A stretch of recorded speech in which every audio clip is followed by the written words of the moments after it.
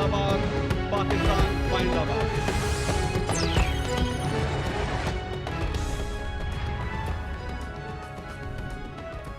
अस्सलाम वालेकुम, मैं हूं अली आबिद। प्रोग्राम की एंकर पर्सन गरीदा फारूकी तबीयत नासाजी के बाइस तातील पर हैं, लिहाजा तब तक इस प्रोग्राम की मेज़बानी मैं ही अदा करूंगा। नाज़रीन, मुल्क दुश्मनों ने आज फिर अमन पर कारी वार किए। आज फिर साबित हुआ जब तक धरती के बहादुर बेटे जिंदा हैं वो जान देते रहेंगे, लेकिन मुल्क पर आंच नहीं आने देंगे।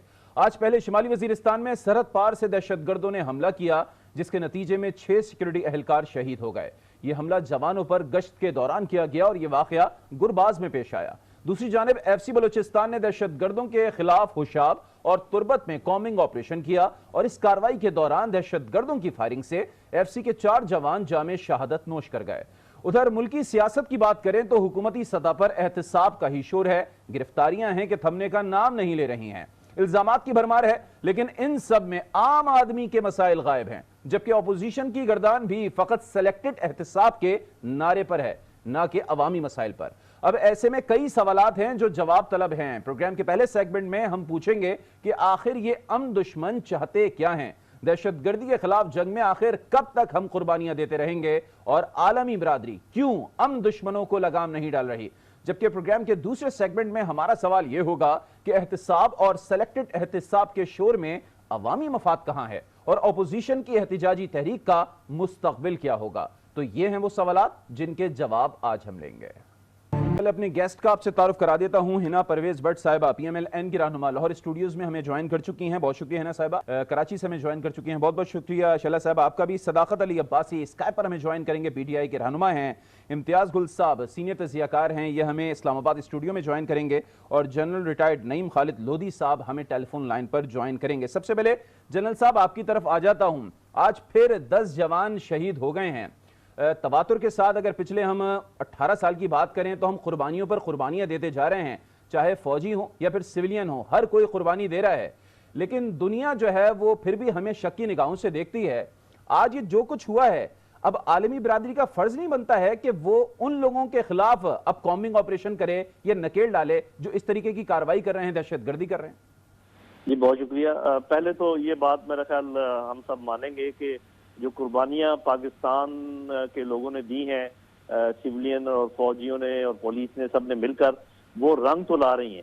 मतलब ये नहीं हम कह सकते कि उनका कोई असर नहीं हुआ। आपने देखा है कि किस तरीके से पाकिस्तान एक काले बादलों में से निकल के खुले आसमान हमें नजर आ रहा है, आगे हमें फ्यूचर जो है वो रोशन नजर आ रहा है। तो ये बात तो वाज़ेह है। आपने जैसे इंट्रो में कहा कि ये जो अमन दुश्मन अनासर हैं ये क्या चाहते हैं, तो आपके सवाल में जवाब मौजूद है। अमन दुश्मन कि जब वो उन दुश्मनों ने ये देखा कि जो कि अफगानिस्तान में अमन के दुश्मन हैं और जो पाकिस्तान में अमन नहीं चाहते, कि अभी अमन, ये खित्ता अमन की तरफ बढ़ रहा है और वो बड़े रोशन है इम्कानात, और बड़े मजबूत ममालिक जो हैं चीन, रूस, अमेरिका, पाकिस्तान अब इसमें शामिल हो गए हैं और स्पॉयलर्स जो है उनको निकाल दिया गया है। तो वो फिर उनको ये नजर आया कि ये तो हाथ से बात जा रही है। और दूसरा, जो लोग विराजमान हैं अफगानिस्तान में और वहां से हमारे ऊपर हमले आज भी किया है, पहले भी करते रहे हैं, उनको ये भी मालूम हो रहा है कि अभी जमीन उनके ऊपर तंग हो जाएगी अगले चंद महीनों के बाद और उनके पास यहाँ रहने की जगह नहीं होगी। तो जिस तरीके से चिराग बुझने से पहले आखिरी दफा टिमटिमाता है, तो लिहाजा उन्होंने इस किस्म के जो भी उनके वसाइल हैं उनको मजतमा करके इस किस्म की कार्रवाइयाँ शुरू की हैं और ये अगले चंद महीनों में शायद और भी जोर पकड़ेंगी। तो मेरा ख्याल है कि हमें हर लेवल पर ज्यादा मुस्तैद रहने की जरूरत है, अपना दिफा करने के लिए ज्यादा इंतजाम करने की जरूरत है और ये जानने की जरूरत है कि किस तरफ से ये हुआ है। लेकिन मैं आपको लिस्ट बता देता हूँ, वो बाद में पता चलेगा कि किससे हुआ है। सबसे ज्यादा तकलीफ हिंदुस्तान को है, उसके बाद ये दाइश जो वहाँ पर विराजमान है, उसके अलावा जो लोग कारोबार करते हैं मंशियात का, जो गन रनिंग का कारोबार करते हैं, और ऐसे लोग जिनको इस खित्ते में और अफगानिस्तान में अमन होने के बाद उनकी कार्रवाइयाँ या उनका खाना पीना बंद होने का इम्कान है। सबसे बढ़कर तहरीक तालिबान पाकिस्तान, उनके लिए कोई जगह नहीं बचेगी। ये तो तमाम लोगों में से किसी की भी ये कार्रवाई हो सकती है। लेकिन मेरा अपना ख्याल ये है कि हमें, ठीक है, हमें कॉशियस रहना चाहिए, हमें फौरी तौर पे किसी की तरफ उंगली नहीं उठानी चाहिए। लेकिन जो ही पता चले, मैं ये समझता हूँ कि अगर बॉर्डर के नजदीक कोई ऐसे एलिमेंट्स हैं, बेशक बॉर्डर के पार हों, हमें अपनी कुव्वत इस्तेमाल करके उनको डिस्ट्रॉय करना चाहिए, یہ جو صرف ہے کہ سینوں پہ گولیاں کھاتے رہے اور ہمارے سینے ختم نہیں ہوں گے، گولیاں ختم ہو جائیں گی، یہ طریقہ مناسب نہیں ہے. صرف ڈیفینسو نہیں رہنا چاہیے. اگر ہمیں ایسے ایلیمنٹس معلوم ہو، ہماری رینج میں ہو، ہمیں ان کے خلاف کارروائی کرنی چاہیے. جی صحیح ہے. اب ذرا میں آپ کی طرف آ جاتا ہوں. امتیاز گل صاحب، آپ نے جنرل نعیم صاحب کی گفتگو سنی ہوگی، آپ کیا کہیں گے جس طریقے سے وہ کہہ رہے ہیں کہ ہماری قربانیاں اب رنگ لے کر آ رہی ہیں، یہ جو دہشت گردی کی وارداتیں ہو رہی ہیں، یہ واقعات ہو رہے ہیں، یہ بس آخری ہیں، مستقبل بڑا ہی روشن ہے، شاندار ہے، کیا کہیں گے؟ نہیں، میرا خیال نہیں ہے کہ جنرل صاحب نے کوئی روشن مستقبل کی بات کی ہے. انہوں نے بالکل یہ صحیح کہا کہ جس دہشت گردی کے حوالے سے تو انہوں نے کہا نا یہ آخری ہیں، بس سانسیں لے رہی ہے دہشت گردی. مہربانی کریں اگر میری بات سن لیں. جی میں بھی بڑی غور سے ان کی باتیں سن رہا تھا. انہوں نے یہی کہا کہ بڑی اچھی بات ہے اور میں بالکل اتفاق اس سے کرتا ہوں. پاکستان نے 18 سال میں بڑی جانیں گنوائی ہیں، بڑا ہمارا نقصان ہوا ہے، اور 18 سال کے بعد پہلی مرتبہ پاکستان کا جو بیانیہ ہے وہ امریکہ کے دارالحکومت یعنی وائٹ ہاؤس میں جا کے، واشنگٹن میں موجود وائٹ ہاؤس سے اب دنیا کو سنائی دے رہا ہے، جہاں پہ اس امر کا اعتراف ہوا کہ پاکستان دہشت گردی کے خلاف جنگ کی وجہ سے بہت زیادہ مصائب کا شکار ہوا ہے. اور یہ بہت ایک نیا آغاز ہے جو پاکستان کو ابھی میسر آیا ہے موجودہ مشکل حالات میں. ایک طرف جو وار اکانومی جس کو کہتے ہیں وہ حلقے جو کہ جنگی کیفیت سے فائدہ مند ہوتے ہیں، اس میں سیاستدان بھی شامل ہے افغانستان میں، اس میں ڈرگ مافیا بھی شامل ہے، اس میں وہ سہولت کار اور اعلی کار بھی شامل ہیں جو دوسری قوتوں کے ایما پہ نہ صرف افغانستان میں بلکہ پاکستان میں بھی دہشت گردی اور عدم استحکام پھیلانا چاہتے ہیں. ظاہر ہے جو کچھ گزشتہ ایک ہفتے کے دوران سنا گیا ہے وائٹ ہاؤس میں، وائٹ ہاؤس سے باہر، امریکی جرنیلوں کی طرف سے، صدر کی طرف سے، اس کی وجہ سے ایک آگ سی لگی ہوئی ہے نہ صرف بھارت میں بلکہ افغانستان میں بھی. بلکہ گزشتہ روز افغانستان کے دارالحکومت میں امریکہ مخالف ایک بہت بڑا مظاہرہ بھی ہوا، اور یہ وہ لوگ ہیں جنہوں نے گزشتہ 18 برس تک امریکہ کو ایک مخصوص بیانیہ دے کے پاکستان کے حوالے سے پاکستان کے خلاف کیا، اور یہ براہ راست اس بیانیے کے نیریٹو کے بینیفیشریز ہیں. ان کو ابھی اپنا روزگار جو ہے، اپنا دانہ پانی خطرے میں نظر آئے گا. اور چونکہ اب ان کی جو اینک جو پہنی ہوئی تھی امریکہ نے افغانستان کی اور بھارت کی، وہ اینک آہستہ آہستہ اتر جائے گی، اور اس کی وجہ سے امریکی حکام، امریکی صدر کو بھی ایک نئی حقیقت نظر آ رہی ہے. اس میں تمام تر اب ذمہ داری کافی حد تک ہماری قیادت پہ ہے، سویلین اور ملٹری قیادت پہ، کہ سوچ بچار کے ساتھ ہر اگلا قدم اٹھائے تاکہ دشمنوں کو ہماری کسی بھی کمزوری سے فائدہ اٹھانے کا موقع نہ ملے. بالکل. اچھا شیلا صاحب، اب ذرا میں آپ کی طرف آ جاتا ہوں. یہ بتائیے گا، جیسے کہ army chief general Qamar Javed Bajwa کہہ رہے ہیں کہ عالمی برادری علاقائی امن کے لیے اپنا کردار ادا کرے. مسلسل پاکستان قربانیاں دے رہا ہے، آخر عالمی برادری کیوں نہیں افغانستان کے اوپر پریشر ڈالتی یا انڈیا کے اوپر پریشر ڈالتی کہ جس طریقے سے انسرجنسی ہوتی ہے ہمارے پڑوسی ممالک کی طرف سے پاکستان میں، اور جو پھر اس طریقے کے واقعات یا ثانیات پیش آتے ہیں، آج بھی 10 جوان شہید ہو گئے، تو کیوں نہیں ڈالتی پریشر؟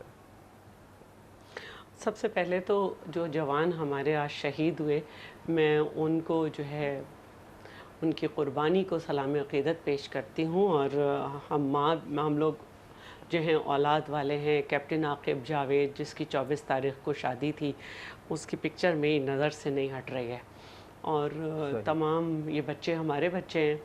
اب رہی بات، دیکھیے یہ مائنڈ سیٹ کی لڑائی ہے. ہم قربانیاں دے رہے ہیں، اور چاہے امریکہ جانے سے پہلے کی بات ہو یا اب ہو، وہ یونائٹڈ ہیں. ہم کافی عرصے ہمارے ہاں قیادتیں اور شخصیات کہہ دیں، اور ابھی تک ہماری قوم کہیں نہ کہیں کنفیوز ہو جاتی ہے اسلام کے نام پہ، مذہب کے نام پہ، کسی پہ بھی. اور یہ ایک چھاپا مار کسی کیفیت ہے، اس کو موقع مل جاتا ہے، دشمن کو وہ زیادہ نقصان پہنچا دیتا ہے. جب ہمارے لوگ جو ہے مائنڈ کو جو ہے بیکار کر دیتے ہیں اور جیکٹ پکڑ لیتے ہیں، وہ اس کا اتنا زیادہ چرچا نہیں ہوتا. اب رہی بات کہ کیا دنیا اب بھی ریئلائز نہیں کرے گی کلبھوشن کو دیکھتے ہوئے، ہماری اتنی جانیں چلی گئیں اس کو دیکھتے ہوئے، کہ ہم نے تنگ آ کر ایک طریقہ اختیار کیا کہ ہمیں اپنی مرضی سے کام کرنا ہے. یہ کیا کہ آپ اپنے طور پہ شروع ہو جاتے ہیں، اب کرو، ہماری اپنی علاقائی معاملات ہیں، ہمیں دیکھنا ہے کہ ہمیں کس وقت آپریشن کرنا ہے۔ پاکستان نے کبھی یہ نہیں کہا کہ وہ دہشت گردی کو سپورٹ کرتا ہے، لیکن کس طرح کرنا ہے، کس وقت کرنا ہے، یہ ہمارا فیصلہ ہوتا ہے نا، ہمارا جوان کھڑا ہوتا ہے۔ اب رہی بات دنیا کی، تو دیکھیں عالمی برادری جو ہے OIC ہو یا کچھ ہو، وہ ایز اسلامک آرگنائزیشن کے نہ افغانستان سے بات کرتے ہیں، نہ اپنا کردار ادا کرتے ہیں۔ جہاں تک بات ہے امریکہ کی، تو اس وقت جو سچویشن ہے کہ رشیا جو ہے وہ چائنا کی طرف، اور پھر ان کی ایران سے دوستی، اور پھر اس کے ساتھ ساتھ شام اور لبنان، ان سب کا ایک طرف ہونا، دوسری طرف سعودی عرب اور UAE کا قطر کے ساتھ مسائل اور یمن وغیرہ کے میٹر، تو ہم بھی امریکہ کی بہت ضرورت ہے، ان سے بڑی شدت سے ہماری یاد آئی ہے۔ لیکن ظاہر ہے کہ میرے وطن کا کوئی بھی ریپرزینٹیٹیو ہو، جب وطن سے باہر ہے اور ملک کے لیے بات کر رہا ہے، تو ہماری جو انٹرنل پالیٹکس ہے وہ انٹرنل پالیٹکس ہے، لیکن جو کچھ ہے وہ ملک کے لیے ہے، ملک کے ہی لیے قربان ہے، ملک کے ہی وجہ سے ہماری پہچان ہے۔ تو میں یہ سمجھتی ہوں کہ دنیا کو یہ احساس ہوگا کہ ہم صرف اپنے ملک کی جنگ نہیں لڑ رہے، ہم عالمی امن کی جنگ لڑ رہے ہیں۔ اور یہ جو اتنی ساری بات ہوتی ہے کہ پاکستان کا کردار، تو پاکستان کے کردار کو ہمیں خود انہیں سمجھانا ہے، لیکن بدقسمتی سے ہمارے ہاں کچھ پرانے دور میں کنفیوژن رہی، گڈ بیڈ اور یہ سب ہوتا رہا، تو لوگ جو تھے وہ پریشان رہے۔ لیکن اب ہمیں APS کے بعد تو یہ سمجھ لینا چاہیے کہ معاملات جو ہیں وہ اب بالکل جو ہے وہ طے ہیں۔ رہی بات یہ کہ دیکھیے پاکستان جو ہے وہ جا رہے نہیں ہیں، ہم شک کی بنیاد پہ لوگوں کو نہیں مار سکتے، لیکن وہ جس طرح سے آتے ہیں، ابھی تھوڑے دن 3-4 دن پہلے پتہ چلا کہ کوئی خاتون بھی انوالوڈ تھی اور اس طرح سے ہوا، تو یہ ہمارے لیے مسائل پریشان کنے۔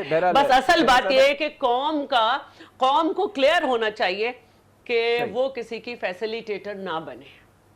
صحیح۔ اچھا، اب ہنا صاحبہ آپ کی طرف آ جاتا ہوں، آپ ذرا بتائیے گا، جس طریقے سے کہا جا رہا ہے کہ اب قربانیاں رنگ لا رہی ہیں انٹرنیشنل فورمز پر، اب پاکستان کی بات کو سنا جا رہا ہے، جس طریقے سے پہلے کہا جاتا تھا کہ پاکستان آئسولیشن کا شکار ہے، اب ویسی صورتحال نہیں ہے، لیکن اس طریقے کی جو دہشت گردی کی وارداتیں ہو رہی ہیں، ہمارے جوان شہید ہو رہے ہیں، اور پھر جیسے کہ کہنا آرمی چیف صاحب کا کہنا کہ اب عالمی برادری کو انٹروین کرنا چاہیے، اس پوری صورتحال کو کنٹرول کرنا چاہیے، تو آپ چونکہ اپوزیشن کی سب سے بڑی پارٹی کی ایک رہنما ہیں، تو آپ کیا سمجھتی ہیں اس میں اپوزیشن کا اب کیا حصہ بنتا ہے، اس کو کیا رول پلے کرنا چاہیے؟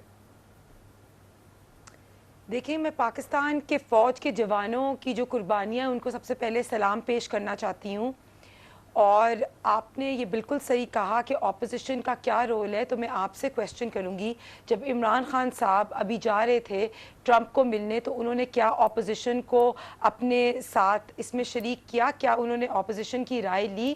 یا جب وہ ٹرمپ کے سامنے بیٹھے ہوئے تھے تو انہوں نے انڈیا والا جو کیس ہوا کلبھوشن والا، جس میں انڈیا پروو ہو گیا کہ وہ پاکستان میں ٹیررزم کی ایکٹیویٹی کراتا ہے، وہ ان کے سامنے یہ بات کی؟ یا سیڈلی جب ٹرمپ نے یہ کہا کہ پاکستان نے کچھ نہیں کیا، تو کیا انہوں نے ٹرمپ کو اپنی قربانیاں یاد کرائیں؟ تو میں یہ ریمائنڈ کرانا چاہتی ہوں کہ ہم سارے یہ کہہ رہے ہیں کہ عمران خان صاحب کا یہ ٹرپ بہت سکسیسفل ہوا ہے، تو پلیز مجھے بتائیں کہ ہماری پرانی جو فیلڈ فورن پالیسی ہیں، جس میں ضیاء الحق کے ٹائم پہ ایک کلیشنکوف کلچر پاکستان میں سٹارٹ ہو گیا، یا جب مشرف صاحب کے ٹائم میں ہم نے پاکستان کو دوبارہ وار آن ٹیرر پہ سٹارٹ کیا، تو اس ٹائم پہ ہمیں یہ کلیئر ہونا چاہیے کہ پاکستان کیا ٹرمپ کے جو آنے والے 2020 کے الیکشن ہیں اس کے اندر تو نہیں یوز ہونے جا رہا؟ کیا پھر ایسے تو نہیں ہوئے گا کہ پاکستان ایک اسکیپ کوٹ ایکٹ کرے گا؟ تو پلیز ہمیں یہ کلیئر ہونا چاہیے کہ ہم پاکستان کی سیکیورٹی سب سے امپورٹنٹ اس ٹائم پہ ٹارگٹ رکھیں، کہ ہم پھر پاکستان کو ایز ٹرمپ کے لیے 2020 کے الیکشن کے اندر جیتنے کے لیے نہ یوز کر رہے ہوں۔ تو اس ٹائم پہ ہم دیکھیں کیسے ہمارے فوجی جوان ہمارے لیے کتنے سیکریفائس کیے ہیں، اور بالکل ہماری جو عالمی ادارے ہیں ان کو ایک اچھا کردار عطا کرنا چاہیے. پر اس ٹائم پہ عمران خان صاحب کو کہ جب وہ گئے تھے اور ان کو ایک موقع ملا تھا کہ وہ ٹرمپ کے سامنے بیٹھے ہوئے تھے اور ٹرمپ یہ بات کر رہا تھا کہ پاکستان کو اور کرنا چاہیے, تو ہمیں اپنی قربانیوں کو یاد کرانا چاہیے تھا کہ کتنے ہمارے لوگ شہید ہوئے, کتنے ہمارے فوجی شہید ہوئے, ہمارے سیاستدان بھی اور ہمارے ملک کے بہت سے لوگ اس میں سیکریفائز ہوئے ان وار آن ٹیرر میں. تو we should be very clear کہ پاکستان اگین اس طرح کے ایران والے مسئلوں میں یا افغانستان کے سیف ایگزٹ کے لیے, جس میں ٹرمپ کو خود 2020 کے الیکشن میں کچھ اپنے الیکشن کیمپین میں جیتنے کا موقع ملے گا, تو پاکستان کی سیکیورٹی نمبر 1 پرائیورٹی ہونی چاہیے اس ٹائم پہ. صحیح ہے. بریک لیتے ہیں اور بریک سے جب واپس آئیں گے تو کچھ پولیٹیکل سچویشن پر بھی بات کریں گے, اور خاص طور پر احتساب حکومت کہہ رہی ہے, مسلسل یہ نعرہ ہے, سلیکٹڈ احتساب یہ اپوزیشن کا نعرہ ہے, لیکن عوامی مفاد ان سب نعروں میں کہاں ہے, تو اس پر بات کریں گے ایک بریک کے بعد.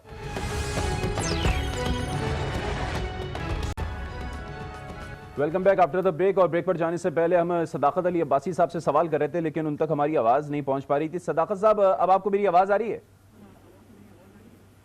جی بالکل ٹھیک آ رہی ہے. ٹھیک ہے. اچھا, میرا سوال یہ ہے کہ اپوزیشن اب یہ شکوہ کر رہی ہے کہ جب انٹرنیشنل فورمز پر پاکستان کا مقدمہ لڑنے کے لیے عمران خان صاحب جاتے ہیں تو بہتر یہ نہیں ہوگا کہ اپوزیشن کو اعتماد میں لے کر جائیں, خاص طور پر جب علاقائی صورتحال پر بات کرنی ہو, دہشت گردی کا معاملہ ڈسکس کرنا ہو؟ دیکھیں, اپوزیشن میں کوئی ایسا نیا ٹاپک یا نیا چیپٹر یا نئی کوئی سچویشن تو تھی نہیں کہ اپوزیشن سے پوچھ کے جاتے یا کوئی ایسی بات. وہ تو ایک یعنی سیٹ پیٹرن پہ جیسے وزیر اعظم کا دورہ تھا, اور یعنی بڑے ایک لحاظ سے کامیابی کی بات ہے کہ امریکن پریزیڈنٹ کی خواہش پہ یہ میٹنگ ہوئی, اور جس طریقے سے انہوں نے نمائندگی کی پاکستان کی انپریسیڈنٹڈ, جس طریقے سے وزیر اعظم کی پذیرائی ہوئی یا جس طرح سے ہمیں وہاں پہ استقبال کیا گیا وزیر اعظم کا یا آرمی چیف کا, یہ تو انپریسیڈنٹڈ ہے. اس میں اپوزیشن کو کسی بات پہ اگر کوئی تحفظات ہیں تو وہ جب اب کل سے پرسوں سے پارلیمنٹ کا سیشن ہے وہاں پہ یہ بات آ جائے گی. ماضی میں بھی ایسے ہی ہوتا ہے کہ آ کے بریف کیا جاتا ہے, لیکن سب سے خوشی کی بات یہ ہے کہ جس طرح کا یہ دورہ, جس طرح کا وزیر اعظم کی یعنی شخصیت اور ان کا آؤٹ سپوکن ہونا اور کریڈیبل ہونا, جس کا اظہار امریکن گورنمنٹ نے, ان کے پریزیڈنٹ نے کیا, اس سے یہ بہت بڑا واضح فرق نظر آ گیا کہ پاکستان کی جو نئی لیڈرشپ ہے یہ پاکستان کو صحیح معنوں میں انٹرنیشنل جو پاکستان کا پوٹینشیل ہے اس تک اس کو لے کے جائے گی. اور جو ہم سمجھتے تھے کہ پاکستان کا دنیا میں ایک جیو اسٹریٹجک پوزیشن ہے پاکستان کی, لیکن پاکستان کی ناکام یا کمزور فارن پالیسی کی وجہ سے پاکستان کو وہ رسپیکٹ نہیں دی جاتی تھی. پاکستان نے قربانیاں دی, اس کو ادراک نہیں تھا, وہ اب آنا شروع ہوا. اور یہاں پہ پی ایم ایل این کی جو خاتون ہیں یہ بتا رہی تھی کہ جی وہ عمران خان صاحب نے قربانیوں کا ذکر نہیں کیا, شاید انہوں نے وہ پروگرام وہ جب بات ہو رہی تھی انہوں نے غور سے سنی نہیں. پرائم منسٹر نے ذکر کیا کہ جی 70,000 قربانیاں پاکستان نے دی ہیں, اور جب ایران کی بات بھی ہوئی تو پرائم منسٹر صاحب نے کہا کہ ہم کسی طرح سے بھی ایران کی کوئی اس میں ایران کے ساتھ تعلقات کو ہم بڑی اہمیت دیتے ہیں. یہ ساری باتیں تو اچھی بات ہے کہ قربانیوں کا ذکر کیا اور روس کے ساتھ تعلقات کا ذکر کیا. ذرا یہ بھی بتائیے گا صداقت صاحب, یہ بھی بتائیے گا کلبھوشن کا ذکر کیا یا پھر وہ جو دہشت گردی بھارت کی جانب سے ہو رہی ہے اس کا ذکر کیا تھا خان صاحب نے؟ دیکھیں, ہمارا کلبھوشن ایک ٹاپک ہے اور یہ بڑا ضروری ٹاپک ہے, لیکن بڑا مسئلہ ہمارا کشمیر کا مسئلہ ہے, اور اس میں ہمارا موقف ہمیشہ رہا ہے کہ ہمیں میڈیشن چاہیے. صداقت صاحب, میں آپ کو یاد کرا دوں کہ کشمیر کا مسئلہ بھی انہوں نے تب کھڑا بات کی تھی جب رپورٹر نے پوچھا تھا, انہوں نے ٹرمپ سے ملنے پہ کشمیر کا مسئلہ نہیں ریز کیا. میری بات, آپ کی بات جی صداقت صاحب بولیے آپ. انڈیا کے ساتھ ہمارا سب سے بڑا ایشو کشمیر ہے, اور کشمیر میں ہمارا موقف یہ رہا ہے ہمیں تھرڈ پارٹی میڈیشن ساتھی چاہیے, اور باقی انڈیا ہمیشہ انکار کرتا رہا. لیکن صداقت صاحب اس چیز کو تو بڑا اپریشیٹ کیا گیا, بالکل انٹرنیشنل میڈیا نے بھی اپریشیٹ کیا, لوکل میڈیا نے بھی اپریشیٹ کیا. مسئلہ کلبھوشن کا اور بھارت کی جو دہشت گردی اس پر بات ہو رہی ہے. تو عمران خان صاحب نے تو کشمیر کا مسئلہ ریز ہی نہیں کیا, ان سے تو رپورٹر نے پوچھا تھا تو اس کے بعد انہوں نے جواب دیا کشمیر کا. کلبھوشن کا پوائنٹ نہیں ریز کیا انہوں نے. بالکل آپ کو شاید آپ نے یا تو سنا نہیں یا آپ کا نالج کے لیے میں اضافے کے لیے بتانا چاہتا ہوں کہ پاکستان کی فورن پالیسی میں افغانستان میں پاکستان کا رول اور پاکستان کا جو ایشو پچھلے جو 1 سال سے جو ہائی لائٹ کر رہے ہیں وہ ایشو ود انڈیا ہے. چاہے انڈیا کا جو ایک انڈیا کی جو برتری تھی فورن پالیسی میں وہ پاکستان کی اس موجودہ دیکھیں ابھی تو بیسٹ مومنٹ تھا کہ وہ ٹرمپ کے سامنے بیٹھے ہوئے تھے تو ٹرمپ کے سامنے یہ کہتے کہ انڈیا ہمارے ملک میں دہشت گردی کرتے ہوئے پروو ہوا تو انہوں نے کیوں کلبھوشن کا معاملہ نہیں ریز کیا ٹرمپ کے یہ تو سامنے. صداقت صاحب ویلڈ پوائنٹ ہے جو ہنا صاحب اٹھا رہی ہیں. اچھا میں نے سنی دوبارہ سے سوال آپ کر دیں کہ وہ میں اس طرح انٹرپشن میں یہ میں ان کو بھی نہیں بولنے دوں گا. ہنا صاحبہ کا سوال یہ ہے کہ یہ بہتر ہوتا نہیں تھا کہ کلبھوشن کی بات جو ہے وہ کی جاتی ٹرمپ کے سامنے بھارتی دہشت گردی کی بات کی جاتی. دیکھیں اس سے پہلے جب ہمارے پرچی والے لوگ جایا کرتے تھے تو یہ صرف ڈو مور سن کے آیا کرتے تھے اور پاکستان کو انہوں نے ایک ملزم کی طرح ٹریٹ کرتے تھے. پہلی دفعہ پاکستان کو ایک انٹرنیشنل پلیئر کی طرح سے ٹریٹ کیا گیا. تو کلبھوشن میں بتا رہا ہوں کہ کلبھوشن ایک ٹاپک ہے, بڑا ٹاپک ہمارا کشمیر ہے اور کشمیر پہ پریزیڈنٹ ٹرمپ نے کہا کہ وہ خود میڈیشن کرنا چاہتے ہیں جس سے انڈیا میں یعنی ان کی بہت سبکی ہوئی اور انڈیا پورا میڈیا اس کو مطلب چیلنج کر رہا تھا. تو یہ آپ بات سمجھیں کہ ایشو کشمیر ہے.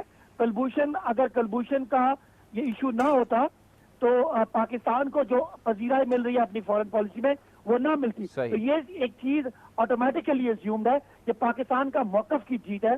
اس سے پہلے جو پاکستان کے ہیڈ جایا کرتے تھے وہ صرف سن کے آیا کرتے تھے. چلیں ٹھیک ہے, آپ کا موقف سامنے آ گیا. اب ذرا میں امتیاز گل صاحب کی طرف ذرا جاتا ہوں. صاحب میں ریمائنڈ کرا دوں ایک بات چھوٹی سی کہ پرچی لے کے جانا بہتر ہے تھوڑا پولیٹیکلی بھی بات کرنی ہے. جاپان اب ذرا امتیاز صاحب میں ذرا آپ کی طرف آ رہا ہوں, آپ بتائیے گا جس طریقے سے صداقت صاحب کہہ رہے ہیں کہ کلبھوشن جو ہے وہ ایک بس ٹاپک ہے, اصل ایشو تو کشمیر کا ہے. جو پرائم منسٹر نے ڈونلڈ ٹرمپ کے سامنے جو بھی بات کی ہے وہ ایشو بیس بات کی ہے, تو انہوں نے ٹاپک کو نہیں چھیڑا نہ ہی ڈسکس کیا. آپ کیا کہیں گے؟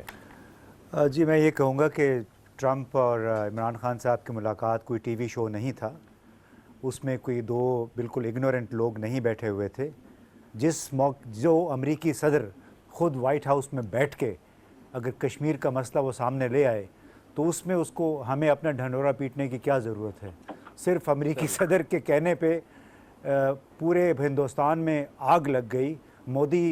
نریندر مودی آج تک خاموش بیٹھا ہوا ہے. میں بالکل آپ کی بات سے ڈس ایگری کرتی ہوں کہ یہ ٹرمپ کی رسپانسبلٹی نہیں تھی کہ کشمیر کا ایشو ریز کرتا. یہ پاکستان کے وزیر اعظم کی رسپانسبلٹی تھی کہ وہاں بیٹھ کے کشمیر کا ایشو ریز کرتا اور یہ ویٹ نہ کرتا.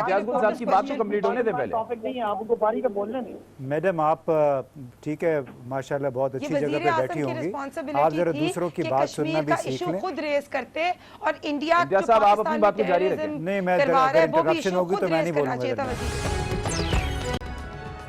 Welcome back after the break. ذرا شیلا صاحبہ میں آپ کی طرف آ جاتا ہوں.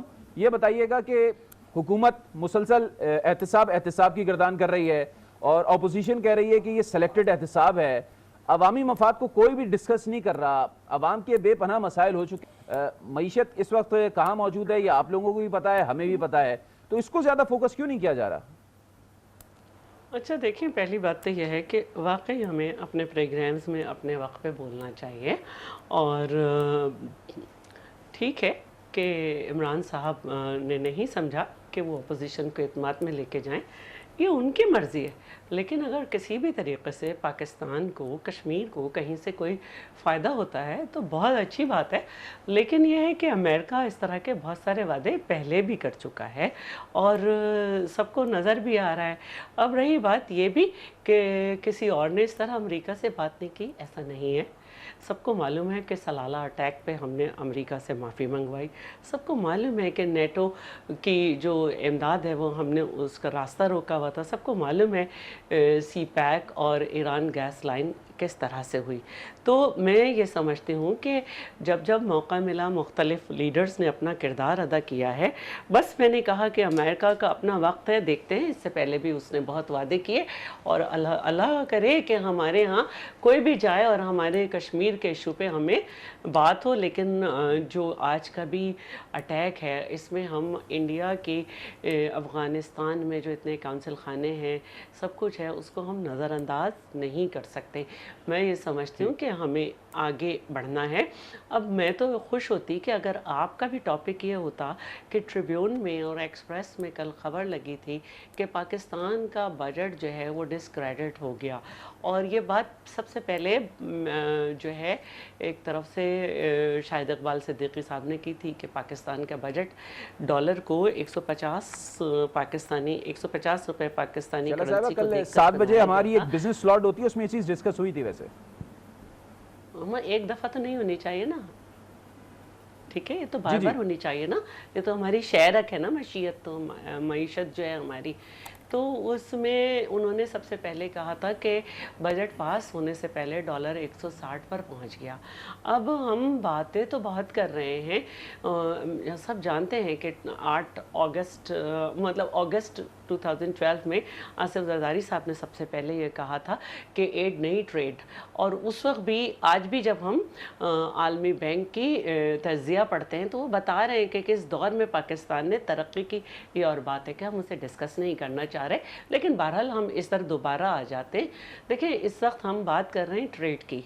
एक साल में जो अपोजिशन का किरदार नहीं था, जहाँ पे कि हम सनती तरक्की हुकूमत जो है उसके अहदाफ हासिल कर लेती, ज़राई अहदाफ हुकूमत हासिल कर लेती, कॉटन के अहदाफ हासिल कर लेती, हुकूमत नहीं कर सकी। इसका मलबा आप अपोजिशन पे नहीं डाल सकते, ये हुकूमतें को करना होता है। आप किस चीज़ की ट्रेड करेंगे? पाकिस्तान की ट्रेड मोस्टली टेक्सटाइल और कॉटन पे होती है। इसके साथ साथ सिर्फ यही नहीं है, आवाम के रिलीफ की अगर मैं बात करूं तो अभी मैंने पिछले दिनों पूरा एक पढ़ा था, अगर मुझे 1 मिनट दे दें तो जो मोटी मोटी चीज़ें हैं वो ये है जल्दी बता दें, मैं इम्तियाज साहब की तरफ दोबारा आऊंगा। पूरी दुनिया में पेट्रोल जो है वो 13% सस्ता हुआ है, हमारे यहाँ 17% महंगा हो गया।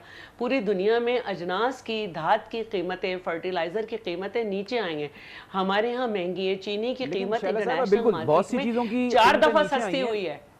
पाकिस्तान में जाहिर सी बात है इसलिए भी हमारे यहाँ डॉलर का 31% महंगी हुई है। ठीक है, मैं आपकी तरफ दोबारा आऊंगा। डॉलर किसको कंट्रोल करना है, डॉलर किसको कंट्रोल करना है? इन्होंने ये बात कह दी है कि इसको डिस्कस न किया जाए और डॉलर को जो है वो बेकाबू करने दिया जाए और स्टेट बैंक इस पर ज़बान न खोले।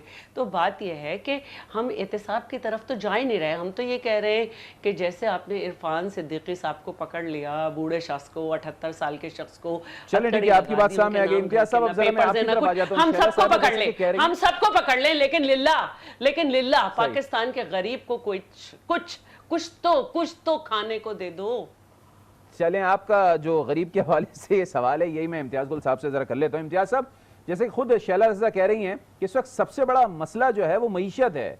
हुकूमत की जब हम बात करते हैं तो हुकूमत की तरफ से सिर्फ या तो एहतिसाब का जिक्र सुनने को मिलता है या फिर चोर चोर का शोर होता है। तो अब हुकूमत इस मैटर को बहुत ज़्यादा हाईलाइट क्यों नहीं करती या इस सिलसिले में इक़दाम क्यों नहीं करती? वो देखिए, सबको पता है कि एक IMF के साथ एक उनको मुआहदा करना था, पैसे चाहिए थे, उसके लिए कुछ उन्होंने शराइत रखी और वो शराइत मुआहदा होने से पहले काफ़ी सारी शराइत पूरी कर दी गई थी।